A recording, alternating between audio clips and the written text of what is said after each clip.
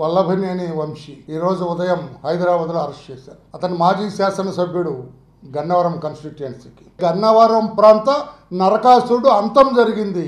ఇది దీపావళి జరుపుకుంటాం మేము.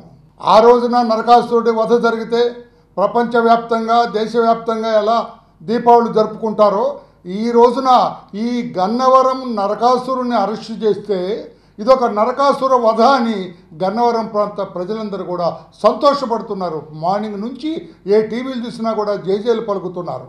ఏమండి, ఆయన ఎవరో మాట్లాడతారు. అమాయకుడిని అరెస్ట్ చేశారు. గన్నవరం వల్లభనేని వంశీ అమాయకుడు అండి. ఆంధ్రప్రదేశ్ రాష్ట్రంలో ఎవరైనా అంటారండి? ఎటువంటి is a criminal, is an organised criminal.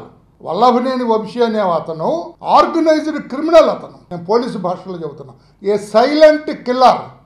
అతను ప్లాన్ వేస్తే మూడో కంటికి కూడా తెలియదు అంటాడు. ఏదైనా భూ కబ్జా చేయాలన్నా, ఎవరన్నా ఒకరిని లేపాలన్నా, ఒకరి మీద అత్యాచారం చేయాలన్నా, అఘాయిత్యం చేయాలన్నా మూడో కంటికి తెలియదు అంటారు. అంతటి నేర నిష్ణాతుడు అతను. నేరం చేయటంలో నిష్ణాతుడు అతను. పార్టీ కార్యాలయం తగలబెట్టారు. నేను కూడా నెక్స్ట్ డే వెళ్ళాను. అక్కడ తగలబెట్టి మా వాళ్ళందరినీ కొట్టి మా వాళ్ళందరినీ అక్కడి నుంచి తరిమేసి మరలా మా వాళ్ళ మీదకే కేసు పెట్టిన ఘనాపాటి. అందుకన్నారు ఆర్గనైజ్డ్ క్రిమినల్. నేరం పట్టిసీమ మట్టంతా కొట్టేసిన వాడు. పట్టిసీమ మట్టేసి అప్పడంగా మింగేశాడు. కంసుడు లాంటి వాడు. ఎక్కడ తిని ఎక్కడ పెరిగి అక్కడికి వెళ్ళి ఇష్టం వచ్చినట్టుగా వ్యవహరించాడు. క్రిమినల్ లాగా వ్యవహరించాడు. Attempt to murder. ఎన్ని కేసులు ఉన్నాయి అతని మీద?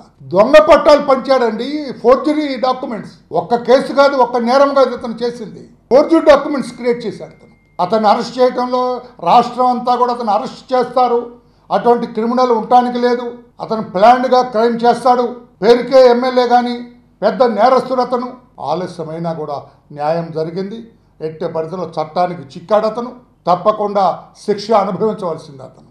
2 రోజులు ఆలస్యం అవ్వచ్చు కానీ కానూన్ కా హాత్ బహుత్ లంబీ అయ్యి చట్టం చేతుల్లో నుంచి ఎవరు తప్పించుకోలేరు. దానికి నిదర్శనం ఉదాహరణ ఈ రోజున వల్లభనేని వంశీ.